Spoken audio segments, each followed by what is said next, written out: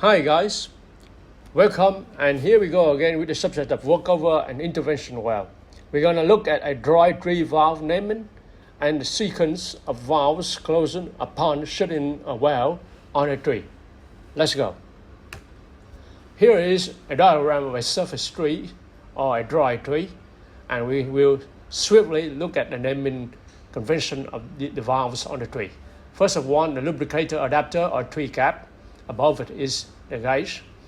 Secondly is the swab valve just right below the tree cap. Next one is the production wind valves. Here are two valves. Some tree you may have only one valve. And then you have the kill wind valves. And then, the assignment of the kill wind valves or production wind valves depending on the installation of the choke and flow line on the production installation. That will also determine the tree orientation too.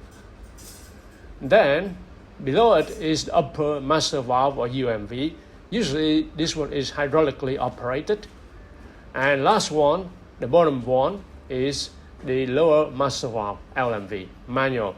It is usually not in use. We don't use it often, okay? It is last resort. All right, that's the naming convention. And now here you have the downhole safety valve here, the HSV.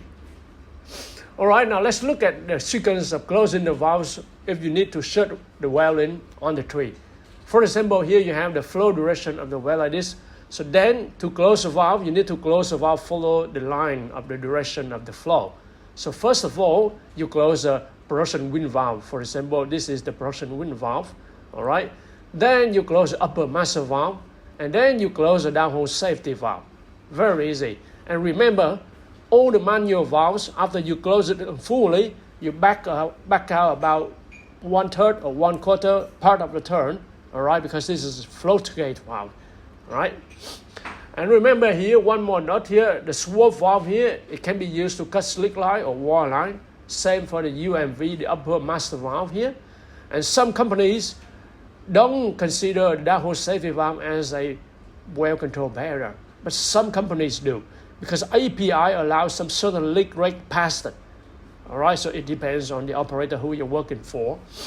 And another good practice to remember is all the manual valves, when you operate them, either closing or opening, remember to count the turns, because this number will come in handy at the time you need it most.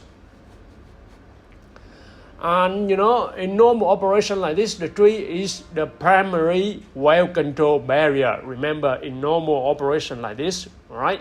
But when you do the intervention work with the slick line, wall line, braided line, or coil tubing, it is no longer the primary barrier.